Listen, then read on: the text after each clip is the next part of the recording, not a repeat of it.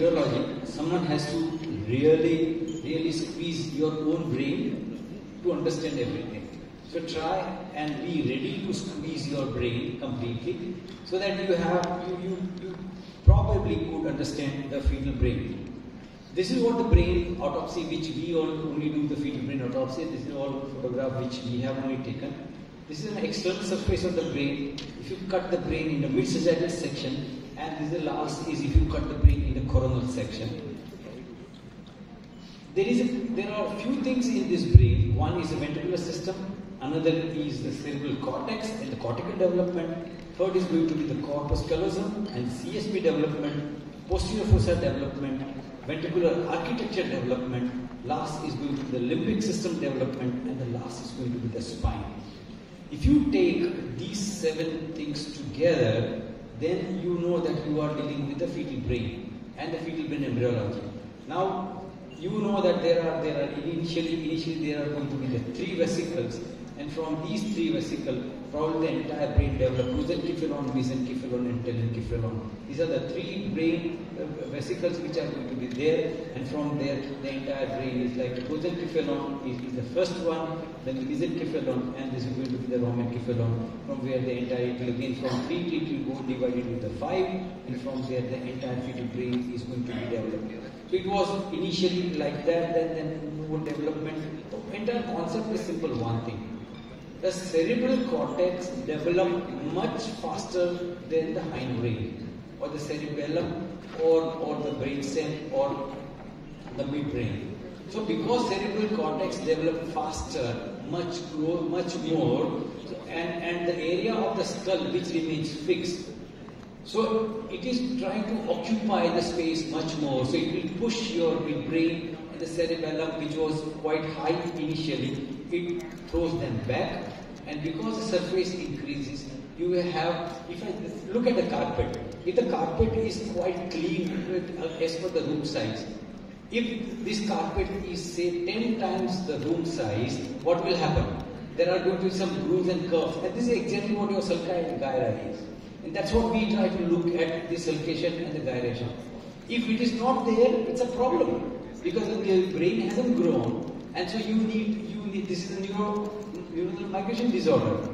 So, of development of this cortex, the same way, because the development of cortex which is happening, so the structure within is a ventricular system, that will also develop, that will also make a change, and these things, if you understand these, it is going to give you a classic idea how this brain is going to be developed.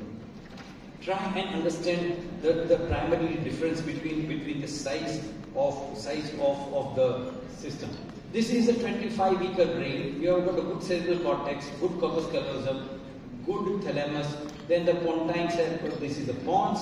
You have got a midbrain and the cerebral. This is an optic nerve. This is a classical vermis. This is the choroid plexus of the fourth ventricle.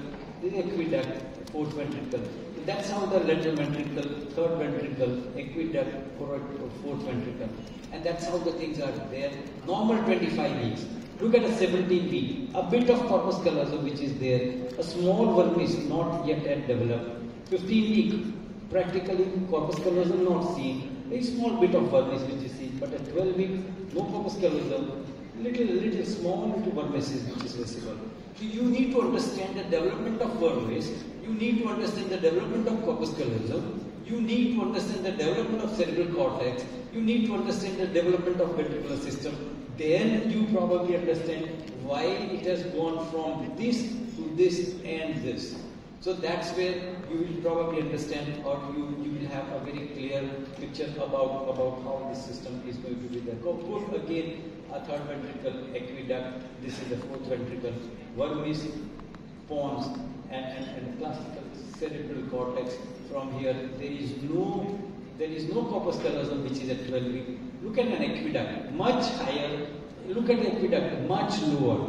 So that's the difference. There is communication between the fourth ventricle and the cisterna magna. This is classical normal, but there is no cisterna magna communication. So these embryological changes. Look at the quite elongated a Z shape. It is actually there is an angle which is happens in the pons. Here there is practically no angle which is happening. There are many differences many differences, and this is what exactly what embryology is. From here it goes to this point. Those changes, if you see, that's what your embryological system is, and this is the base of the brain, and this is the mid-society part, this is the vermis. That's what we will try and look at the development of septum. This is a K1 septum pellucidum, this is septum pellucidum, these are the fornices, this is the interior horn of lateral ventricle, this is the corpus callosum, this is the interhemispheric fissure, this is where is going to be the opening of the third ventricle, this is the operculization which is happening. So all of this structure which changes, and we try and develop, we try and understand all of the entire system.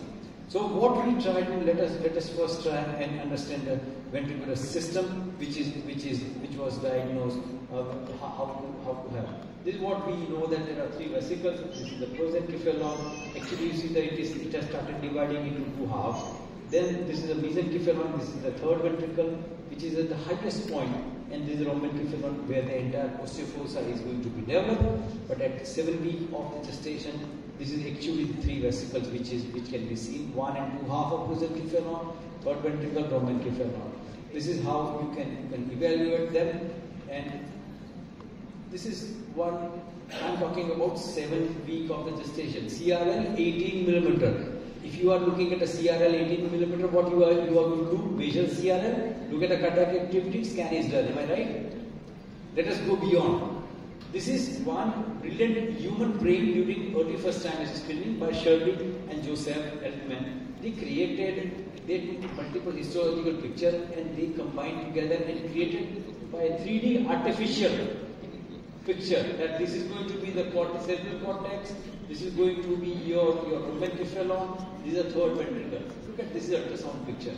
Exactly the same which they took years and years to develop the entire system, and here you have got a full ultrasound image which is going to be the third ventricle, two complete normal prosencephalon, and this is the romencephalon behind, and this is what you have got a full picture, and you take it to the axial view.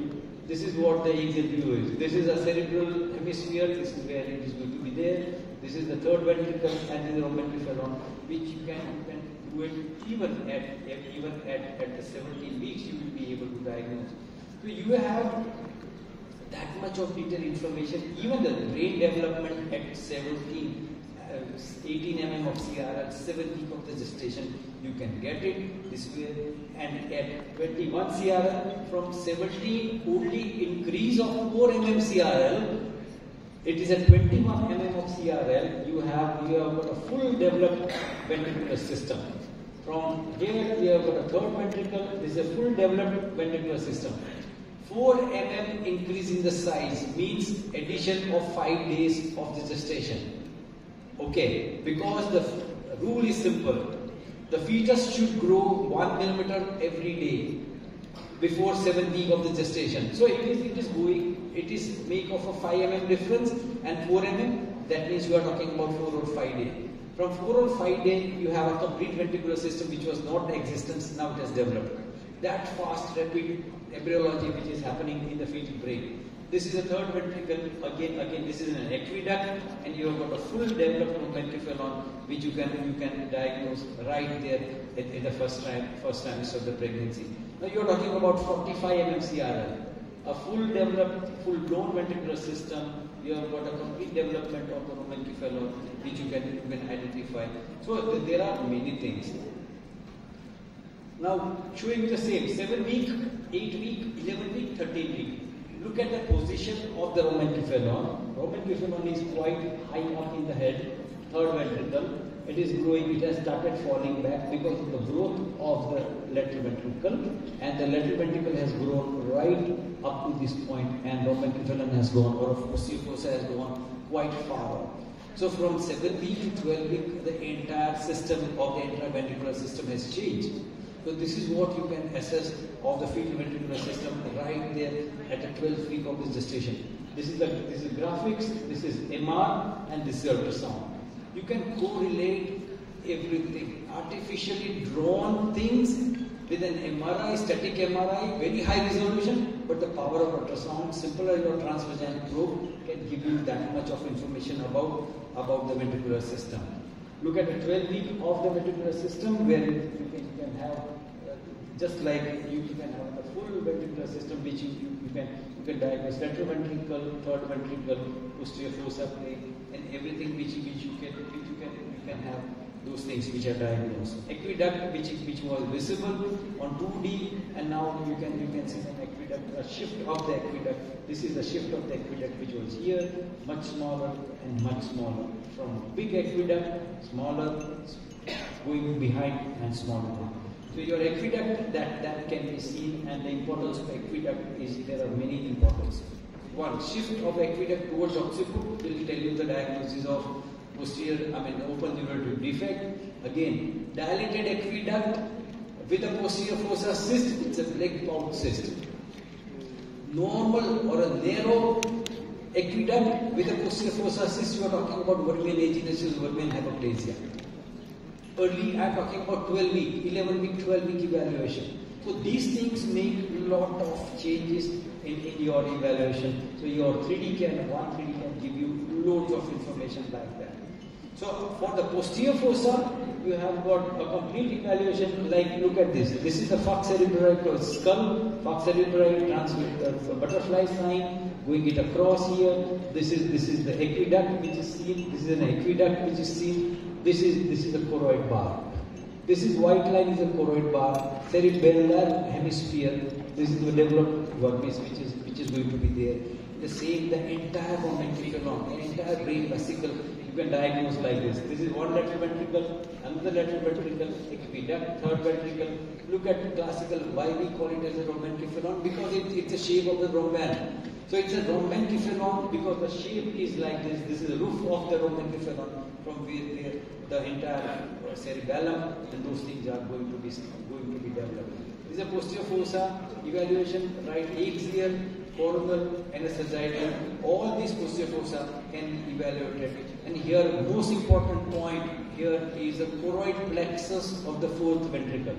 Look at the choroid plexus of the fourth ventricle. This is white line, and here this white line is the choroid plexus of fourth ventricle, and that is what we call as a choroid bar. Absence of choroid plexus in fourth ventricle is a problem, always. Okay, and this is the choroid plexus, this is the fourth ventricle choroid plexus, is the choroid plexus which appears first in the brain. It is not the lateral ventricle choroid plexus which appears first. It is the choroid plexus of the fourth ventricle which appears first, and that's the way of diagnosis of the posterior fossa, and that is what is going to be important. So that there are a lot of information which this posterior fossa is going to give you right there in the first part of the, this is the classical choroid bar. And look at this echogenic white line. This echogenic white line divides the cisterna magna and the fourth ventricle. If you can see, which is normal for communication, if you see, that's what is going to give you a classic idea about cerebellar hemisphere. This is the vermis, and this is your choroid bar. If that is normal, I'm all happy. Again, a very well-known intracranial lucency, because you all know about intracranial lucency, that will suggest you the posterior open neurologic defect. I will not go into it, but I will show you one possible problem where I told you that the opening of the dilated aqueduct with the posterior fossa, that is a leg pouch, normal or a narrow aqueduct with the posterior fossa cyst, that is a Dandy-Walker malformation. That's what we will have. Look at these two things. Dilated aqueduct, this is the posterior fossa cyst, dilated aqueduct. Here it is normal aqueduct. This is, you can see the choroid bar which is here. So that's how you can differentiate right there in the first trimester of the pregnancy. I think I have already taken the posterior fossa. I will tell you a word about the corpus callosum. Corpus callosum, can you diagnose some problem with the corpus callosum in the first trimester? Yes, if you really understand. When you look at these regions, 3 vesicle, this is a almost 6.5 week. This is the front, the prosencephalon, and there is a junction at this point. This junction, that is the place what is known as laminaria, the lamina terminalis. And here there is a focal thickening which starts happening, which is known as lamina reunions, and that is an area where your corpus callosum will develop, and that's an area. Now, how to look for these laminar reunions, and how to look for this, and what is the importance? There are a few things. This is the 12 week of the fetus, where you can see. Can you see this? This is not the pericallosal artery. Okay, this is not pericallosal artery. It is this small right round that is pericallosal artery. Because pericallosal artery will always run on top of the corpus callosum. 12-week corpus callosum is too small, and it will run through like this. And this is this condensation which happens like a black. This is the area where your corpus callosum is going to be developed. And because this corpus callosum is not going to be developed right from back to front, but it will develop simultaneously. Some also will develop in front and also goes back. And this is one paper which was by Rui Bergel, and they have also proven that the cerebral, this corpus callosum does not develop from antero-posterior, but it develops from both the sides. So that's what is required. And why it is important? Because you may have nature of insult in development, maybe because of the genetic malformation or the maternal rubella or toxoplasmosis or some kind of maternal diabetes where this corpus callosum doesn't develop. If that insult happens at 28 weeks, you will have a lobar holoprosencephaly. Between 28-36, you will have a lobar holoprosencephaly. Between 39 to 41 days of the embryo, you will have multiple anterior commission defect. After 73 days, it is going to be absent corpus callosum, and after between 78 to 115 days, you may have partial agenesis of corpus callosum or dysplastic corpus callosum. So one callosal anomaly, right from complete midline fusion defect till this genetic corpus callosum, it is a timing of insult which is important. So earlier is the insult, severe is the malformation. So your thinking process is going to be completely different why this thing has developed. So that is where we will give you a complete clue how this corpus callosum development and how these malformations are going to be diagnosed. Look at it. You have seen already 12 week.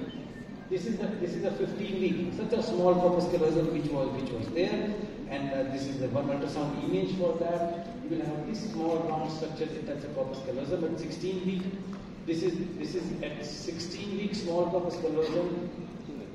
This is a 21 week classical corpus callosum which we are used to see this corpus callosum. But make sure that when you look at a corpus callosum, this is a telachoroid, or the top of the thalamus. This is a choroid plexus of the third ventricle. Your corpus callosum should start much anterior and should cover the whole length of telachoroid. If this is going to cover whole length by 22-24 weeks, then your corpus callosum development is quite normal. One again thumb rule, I will give you the length of the corpus callosum. The corpus callosum should be 20 millimeter at 20 weeks.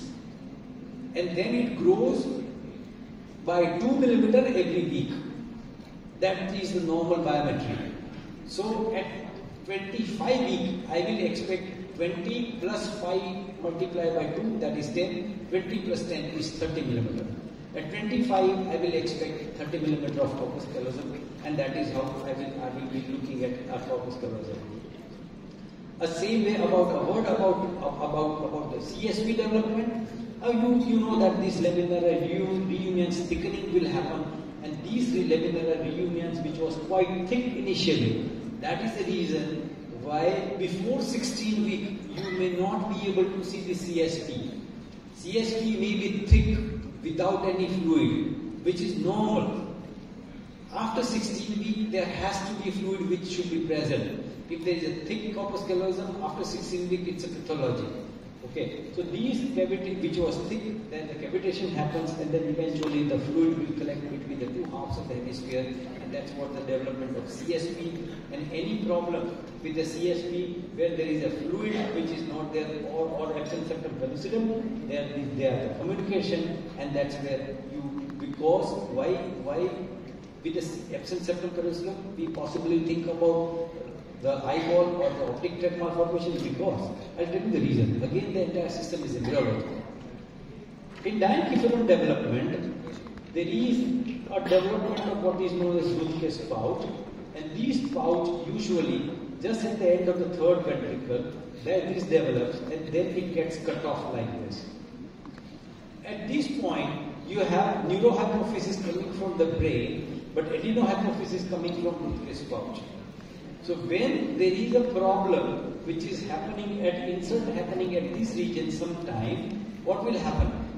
Probably neurohypophysis or adenohypophysis may not develop appropriately, and that's the reason you have got panhypopituitarism with absence septum pellucidum, and from this area only your optic nerves are going to be developed, so there could be associated septoptic dysplasia because it's all related to the regional embryology. So pre-septo-optic holoprosencephaly, that's the mildest form of holoprosencephaly, where you find septums are good, but only fornix, which are fornixes of the brain, which are two separate, instead of they are fused fornixes. So there are those subtle malformations you will understand only if you have understood this embryology. This is pre-septo-optic holoprosencephaly. Look at this. This is two separate fornices, but look at this. They are fused. This is absent septum pellucidum. This septum is visible, septum is not visible. So that is what is the difference. Now can you understand this? Look at this region and look at this region. There is a septum which is visible, there is no septum, this is absent septum pellucidum. But look at two fornices which are separate. Here two fornices which are fused, and this is exactly what it is, the mildest form of holoprosencephaly. It is not only septum pellucidum which is absent. It changes the prognosis, it changes the possible genetic association, and it changes the outcome of the entire fetus. So you need to understand that part, and I think a word about posterior fossa, which I told you, which I think a lot of things I have discussed, but I would like to tell you only one thing about this, is when you try to evaluate this posterior fossa, always think in a line. I'll just show you one video here. This is one, you can see this upper lip, you can see the lower lip. I'm just walking through. Let me freeze my image here. Let me freeze it. Okay? Let me freeze my image, and can you see this image? This is one, there is a groove which is happening, and this is the pons. This is what is known as pontine flexion, and there is one I will call it the septum bulging which is happening, and it divides into the superior and the inferior part. And this is known as area membranous anterior, this is area membranous posterior. From here the entire vermis and cerebellum which is going to be developed, and from here the foramen of Morgagni which is going to be developed, and foramen of Megandy which is going to be developed. And when these Megandys are what? There are two foramen Megandy, okay? So if one Megandy, which is usually gets communicated from here to the lateral vesicles, when that doesn't happen, it gets penetrated, there are holes which happens in that, and if the holes doesn't happen, it will get blocked. Because it gets blocked, it is fluid, it gets collected. When the fluid gets collected, it will elevate the vermis, and that is exactly what black pouch is.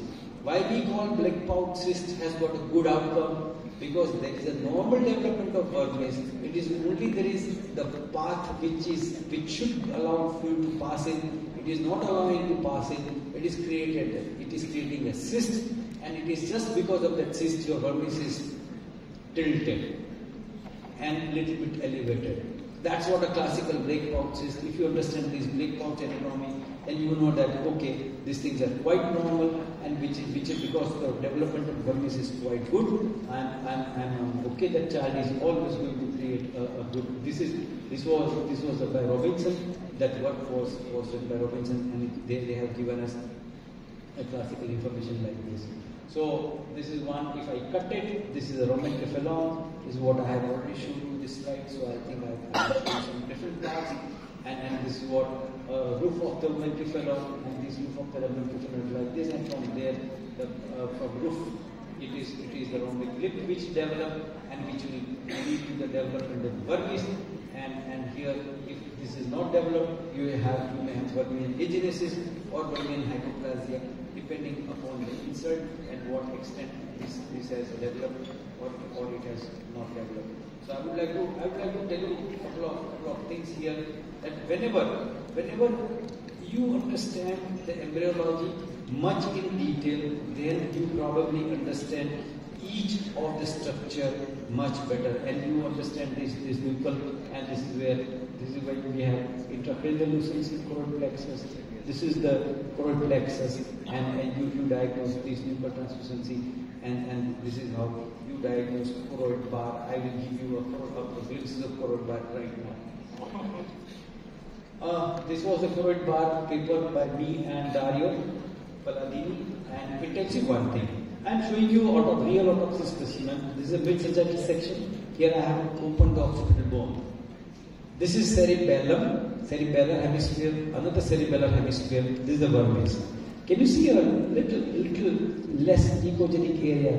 That's the choroid plexus of the fourth ventricle. And the choroid plexus of the fourth ventricle, and this is exactly what, if you take it like this, we call it as there are some bars, sneakers, like the chocolate bars which are there.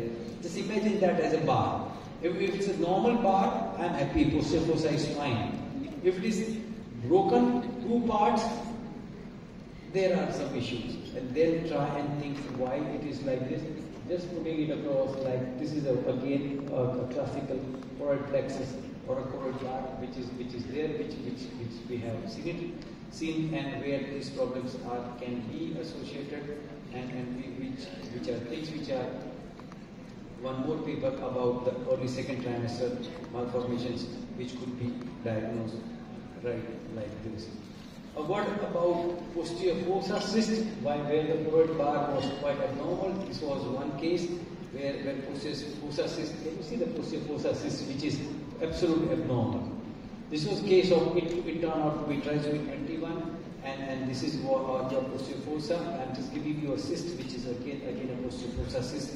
It turned out to be trisomy 21, and those things, those malformations which you can always come across. Fetal vascular malformation is the fetal brain vascular architecture which you can always diagnose much earlier, but this is going to be abnormal in case of agenesis of corpus callosum, which I think you should be evaluating those things once those we are going to discuss tomorrow during the live session. What about cerebral cortex development? I always ask my fellows and everyone to remember one thing: 5 at 25. Now, what is this 5 at 25? If the moment fetus has attained 25 weeks, can you see the formation of this 5? This is 5, right, and this is reverse 5. That 5 is supposed to be seen. A formation 5 at 25. Let me show you one more 5 at 25. You need to see this formation of 5 at 25. If you can see, you are happy that the orbitalization is quite normal. Look at this here.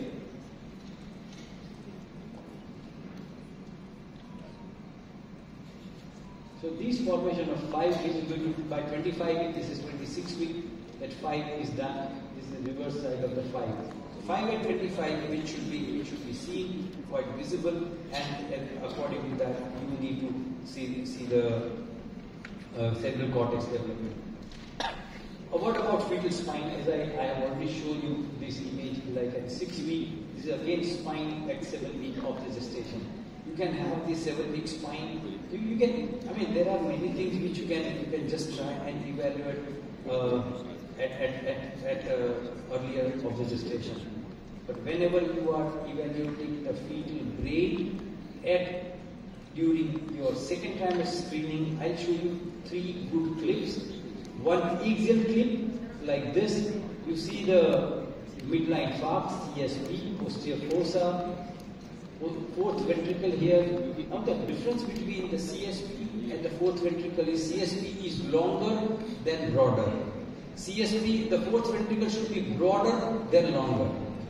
Okay, the width should be more in the fourth ventricle, whereas in CSP length has to be more. The moment it is other way around, it's a problem. Wide CSP, when the length is equal to the width, you are talking about two possibilities. Is Digeorge syndrome, and second one is partial agenesis of corpus callosum. The moment posterior fossa, when you are looking at a fourth ventricle, the width should be wider than the length. If the length and width are equal, you are talking about the posterior fossa cyst and the hypoplasia of the brainstem. These are the two reasons why the fourth ventricular index is going to be abnormal. Look at the sagittal plane. You should be looking at the corpus callosum, measurement of the corpus callosum. Look at the vermis.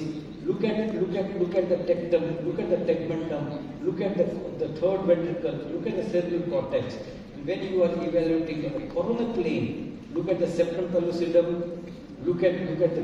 I'll just freeze it and will tell you. Look at the anterior horn of lateral ventricle, septum pellucidum, choroid plexus. These are the white lines which are known as Ketier line signs, and at least these many things. So look at this is the cerebellum, superior vermis, cerebellum. This is the fourth ventricle, which is wider than the length. Here the CSP is longer than the width. The moment these dimension changes, it's a problem. So these basic things, if you really follow, then your evaluation of the brain, development of the brain by 25 weeks, there are many things you can completely reassess that the developmental process is quite normal if you assess the brain like this. Thank you very much for patient hearing. Thank you.